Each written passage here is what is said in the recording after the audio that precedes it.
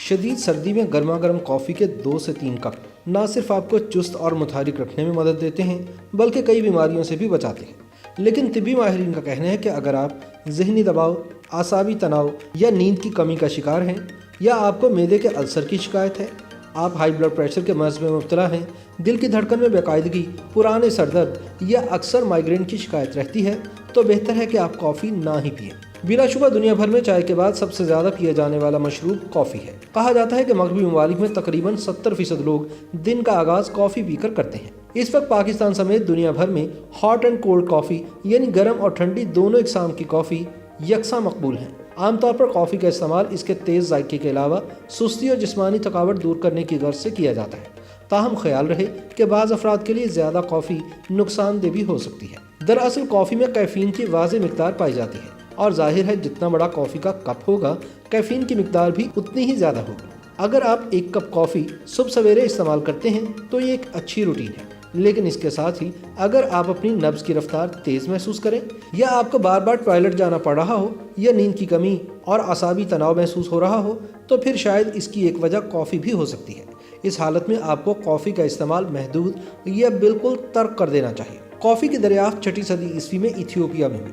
کافی کے بارے میں یہ روایت مشہور ہے کہ افریقی ملک ایتھیوپیا، جسے حبشہ کہا جاتا تھا، وہاں کے رہنے والے ایک چرواہے نے یہ محسوس کیا کہ اس کی بکریاں خاص قسم کی سرخ چیری کھانے کے بعد زیادہ چست اور پھرتیلی ہو جاتی ہیں۔ اس مشاہدے کے بعد چرواہے نے خود بھی یہ چیری پانی میں ابال کر استعمال کی تو اس نے بھی اپنے اندر ایک حیران کن توانائی اور پھرتی محسوس کی۔ مورخین کے مطابق یہ سرخ چیری دراصل کافی کے درخت کا پھل تھا، اور بعد میں اسی پھل کے بیجوں کو پیس کر کافی بنائی گئی۔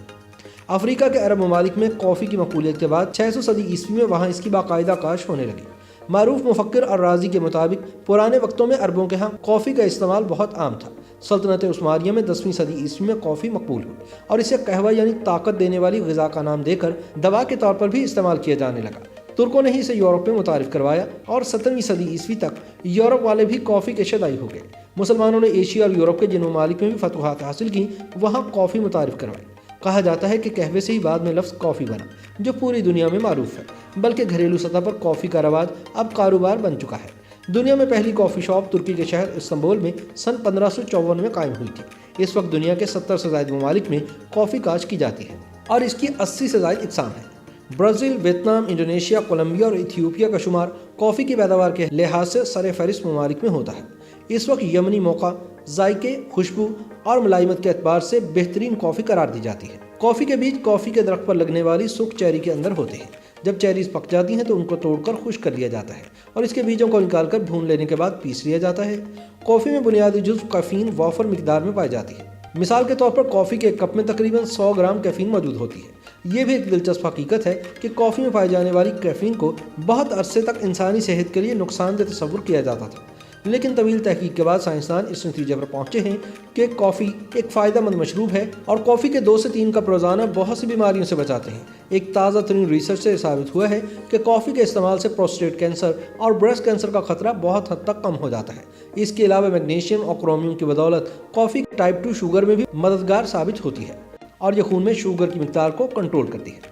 امریکہ میں کی جانے والی ایک ریسرچ کے مطابق 2 سے 3 کپ کافی روزانہ استعمال کرنے والی خواتین میں ڈپریشن کا مرض واضح طور پر کم ہوا۔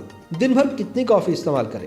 اس سوال کے جواب میں طبی ماہرین کہتے ہیں کہ ایک صحت مند انسان دن بھر زیادہ سے زیادہ 3 سے 4 کپ کافی، جس میں کیفین کی مقدار تقریباً 300 گرام تک ہو، استعمال کر سکتا ہے۔ البتہ حاملہ خواتین کو کافی کے استعمال میں خاص طور پر احتیاط برتنی چاہیے، اور 2 کپ کافی یعنی زیادہ سے زیادہ 200 گرام کیفین ہی ایک دن میں استعمال کریں، ورنہ زیادہ مقدار میں کافی پینے کے باعث بلڈ پریشر اور ہارٹ بیٹ یعنی دل کی دھڑکن میں تیزی کی شکایت بھی ہو سکتی ہے۔ چونکہ کیفین کو پیشاب آور خیال کیا جاتا ہے، لہٰذا اس کے زیادہ استعمال سے جسم میں پانی کی کمی بھی واقع ہو سکتی ہے۔